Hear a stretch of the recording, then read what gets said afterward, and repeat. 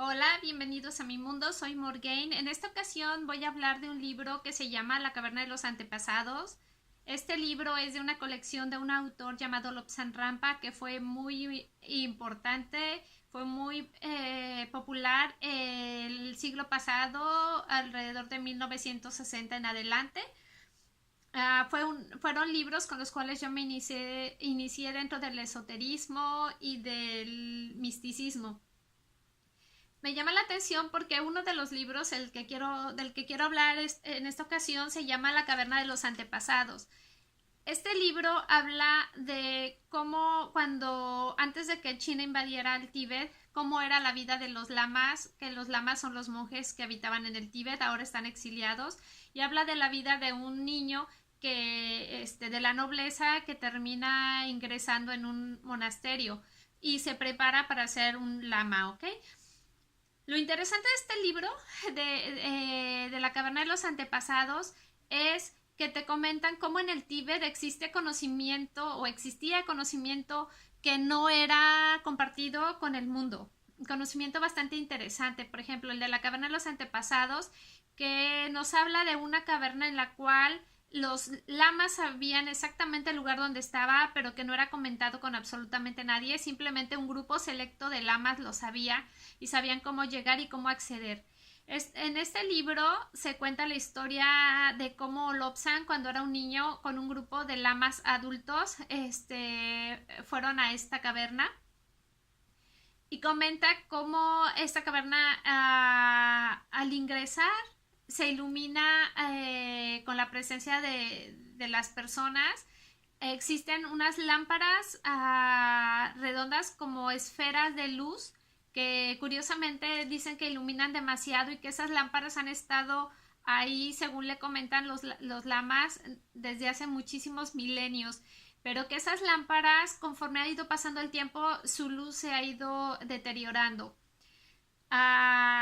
Son luz fría. Él dice que al tocar estas esferas que iluminan, dice, más que una noche de luna llena sin nubes, son frías. Él pudo tocarlas y la luz es helada, parece que toca el hielo.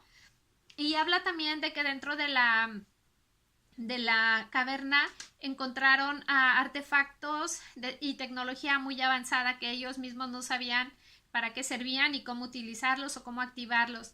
Entre varias de las cosas que ellos pudieron encontrar ahí y ver, que algunos de ellos ya habían ido por segunda o tercera ocasión, en una de las cámaras encontraron un aparato que al sentir la presencia de ellos se activó y empezó a proyectar como hologramas. En ese entonces, en la época en la que él escribió esos libros, los hologramas no existían, o al menos nosotros no teníamos conocimiento de ellos, ¿no? Entonces él describe como figuras vivas en tercera dimensión. Estas figuras lo que hacían era relatar la historia de ese lugar al cual le llamaban cápsula del tiempo las personas que crearon esa caverna, que nosotros, bueno, en el libro le llaman la caverna de los antepasados.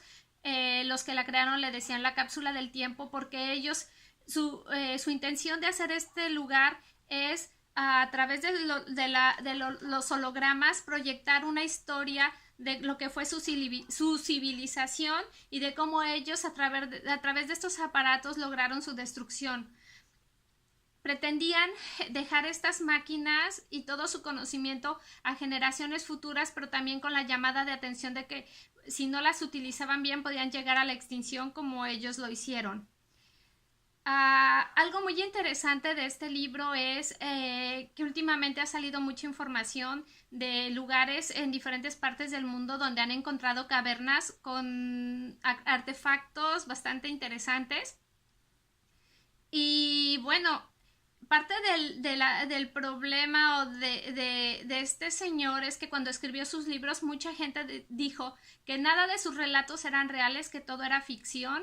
Y bueno, lo interesante y por lo que estoy llevando a cabo este video es porque aunque yo leí ese libro cuando tenía 16 años, hace 40 años, hace 30 años, fue desilusionante saber que no era real, pero han salido tanta información últimamente que me llama mucho la atención. Por ejemplo, el que se encuentren resguardados en montañas súper alejadas de la civilización y que solamente los lamas tibetanos sabían. Algo muy interesante es por qué China invadió el Tíbet. Son puras especulaciones y teorías mías, pero es interesante porque China invadió el Tíbet cuando el Tíbet no tiene petróleo, no tiene minerales, no tiene como algo realmente interesante como para que China hubiera invadido este lugar.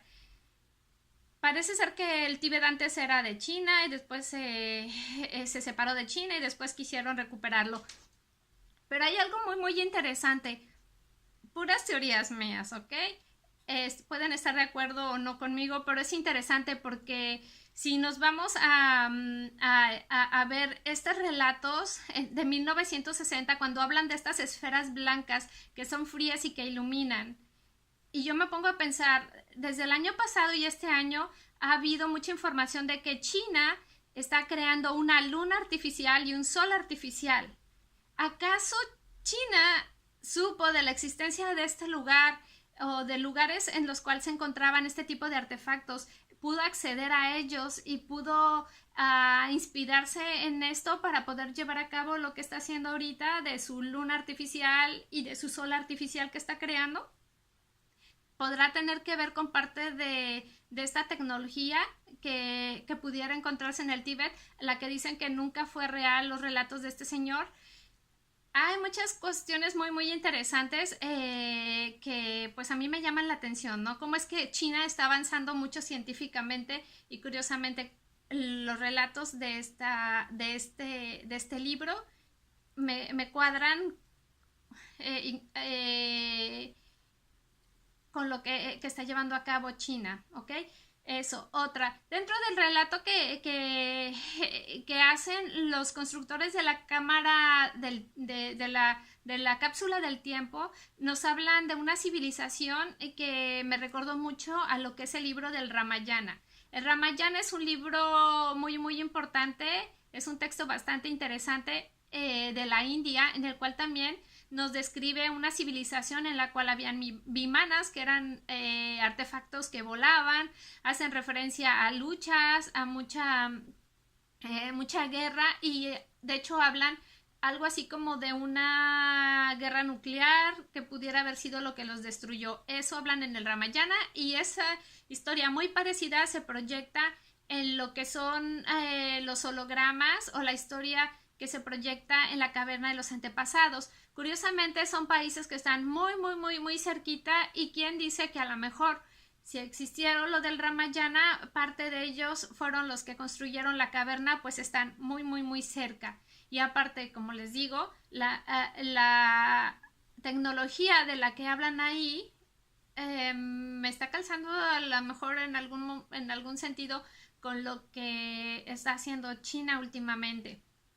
Recordemos que muchas de las grandes potencias se han ido a meter como a la cueva de los tallos y a otros lugares en los cuales saben que existen artefactos importantes que no nos dan a conocer, pero que ellos toman ventaja para crear sobre todo armamento. ¿Sí? Otra cosa interesante que maneja ahí es que hay varias cápsulas del tiempo. Hay una cápsula en el tiempo en el Tíbet, que es esta. Hay cápsula del tiempo debajo de el desierto de Egipto. Hay otra cápsula del tiempo en Sudamérica y otra en alguna parte de Siberia en Rusia.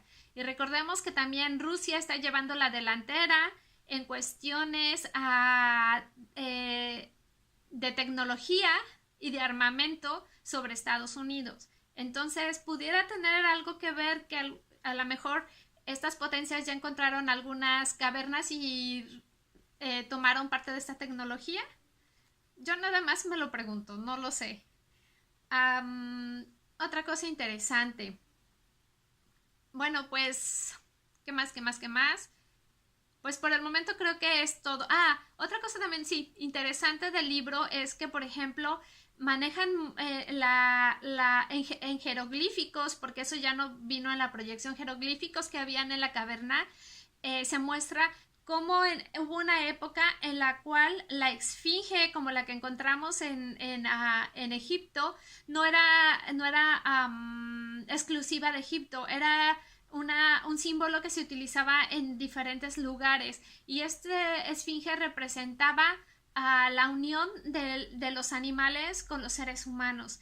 ¿Por qué? Porque se supone, o al menos en el relato dice que en esa época los animales y los humanos convivían juntos, y que el hacer la esfinge era una forma de manifestar cómo los humanos y los animales, trabajando juntos, podían compartirse y ayudarse mutuamente para lograr un avance físico y espiritual en este mundo. Había una conexión telepática entre los animales y las personas.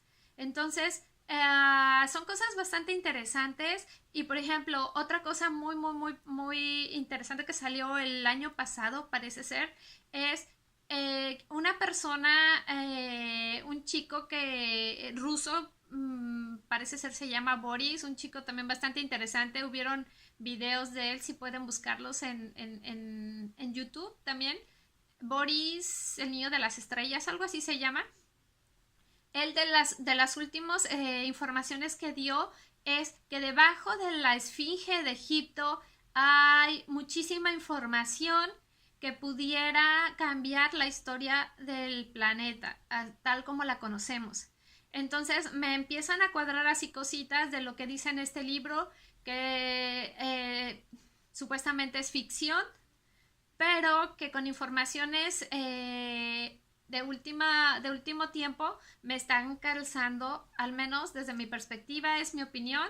Mi intención no es convencer a nadie, solamente mi intención es comentar cómo libros que hace muchísimos años se quedaron atrás, que ya mucha gente los ha olvidado,